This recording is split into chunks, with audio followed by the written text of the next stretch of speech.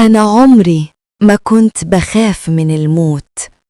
كنت فاكرة إن الخوف الحقيقي قبل الموت، لكن اللي شفته علمني إن في حاجات بتبدأ بعده. القصة دي حصلت لي وأنا بشتغل مساعدة تمريض في مستشفى حكومي كبير. شغلنا كان مليان حالات وفاة، بس رغم كده عمري ما تعودت على النزول للمشرحة.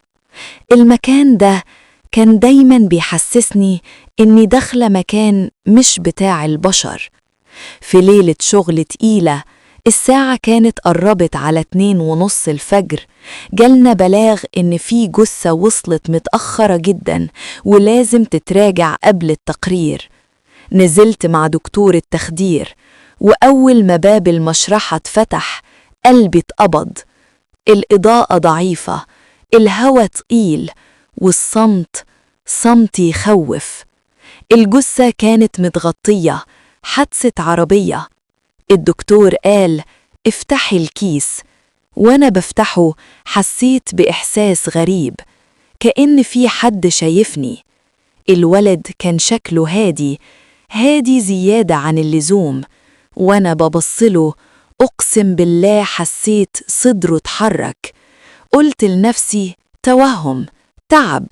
وفجأة سمعنا خبط معدن، خبط جاي من درج تاني. الدكتور فتحه فاضي. رجعنا للجثة، وفجأة عينيه اتفتحت. بصلي أنا مش الدكتور، وبصوت واطي مكسور: لسه بدري. قبل ما نتحرك الأنوار طفيت، وفي الضلمة بدأت أسمع أدراج بتتفتح واحد ورا التاني، وصوت همس حواليا. حسيت بإيد مسكت رجلي، وقعت، صرخت. الدكتور كان بيقرأ قرآن، صوته بيتكسر. الأنوار رجعت فجأة، ولا حاجة حصلت. الجثة مقفولة، ولا درج مفتوح. طلعنا نجري.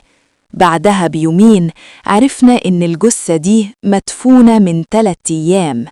الدكتور ساب الشغل، وأنا سبت المستشفى نهائي. بس ده مش الرعب الحقيقي. الرعب الحقيقي بدأ بعدها. من يومها كل ليلة الساعة 2:30 الفجر كنت بصحى على نفس الصوت، خبط وسحب معدن. في الأول افتكرت توهم، لحد ليلة صحيت ولقيت ريحة المشرحة في أوضتي، برد زي برد التلاجات. قمت ولقيت باب الأوضة مفتوح، وفي الصالة سمعت صوت درج بيتفتح، مش درج مشرحة، درج دولابي. قربت وشفت أثر إيد مبلولة على الأرض. دخلت الأوضة ولقيت الدولاب مفتوح، ومن جواه سمعت نفس الصوت: لسه بدري. مد إيده من الضلمة، نفس الإيد اللي مسكت رجلي في المشرحة.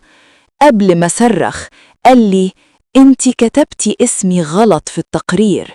ومن ساعتها كل ليلة الساعة 2:30 بيصحيني، مش عشان يخوفني، عشان يفكرني إنه لسه مستني، وأنا لسه دوري مجاش.